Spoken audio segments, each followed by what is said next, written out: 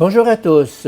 Je continue à vous partager des extraits des audiences du mercredi du pape Benoît XVI sur l'Église visage du Christ.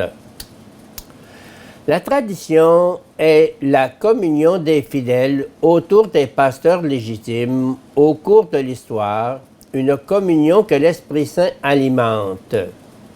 La tradition est la continuité organique de l'Église, temple de Dieu le Père, érigé sur le fondement des apôtres et tenu ensemble par la pierre angulaire, le Christ, à travers l'action vivifiante de l'Esprit.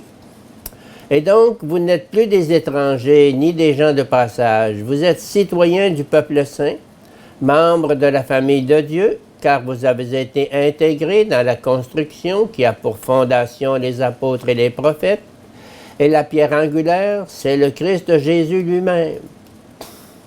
En lui, toute la construction s'élève harmonieusement pour devenir un temple saint dans le Seigneur. En lui, vous êtes vous aussi des éléments de la construction pour devenir par l'Esprit Saint la demeure de Dieu. Éphésiens 2, 19, 22. Grâce à la tradition garantie par le ministère des apôtres et de leurs successeurs, l'eau de la vie qui jaillit du côté du Christ et son sang salutaire rejoignent les femmes et les hommes de tous les temps. Ainsi, la tradition est la présence permanente du Sauveur qui vient nous rencontrer, nous racheter et nous sanctifier dans l'Esprit à travers le ministère de son Église à la gloire du Père. La tradition est le fleuve vivant qui nous relie aux origines, le fleuve vivant dans lequel les origines sont toujours présentes. Et dans ce fleuve vivant se réalise toujours à nouveau la parole du Seigneur que nous avons entendue au début sur les lèvres du lecteur. Et moi, je suis avec vous tous les jours jusqu'à la fin du monde. Matthieu 28, 40. Sixième audience, la tradition apostolique. Chers frères et sœurs, la tradition est le fleuve de la vie nouvelle qui vient des origines du Christ jusqu'à nous et qui nous fait participer à l'histoire de Dieu avec l'humanité. Le Concile Vatican II a noté cette révélation donnée pour le salut de toutes les nations.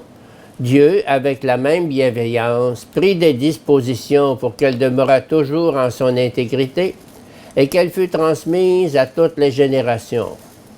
C'est pourquoi le Christ Seigneur, en qui s'élève toute la révélation du Dieu très haut, confère 2 Corinthiens 1, 20 et 2, 16 jusqu'à 4, 6, ayant accompli lui-même et proclamé de sa propre bouche l'Évangile d'abord promis par les prophètes, ordonna à ses apôtres de le prêcher à tous comme la source de toute vérité salutaire, et de toute règle morale en leur communiquant les dons divins. Constitution apostolique Dei Verbum numéro 7.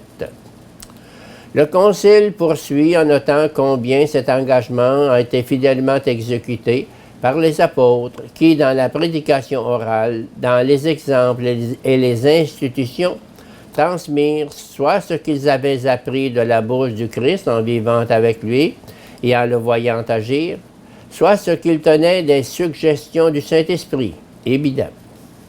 Avec les apôtres, ajoute le Concile, collaborent également des hommes de leur entourage qui, sous l'inspiration de l'Esprit Saint, consignèrent par écrit le message de salut, évidemment.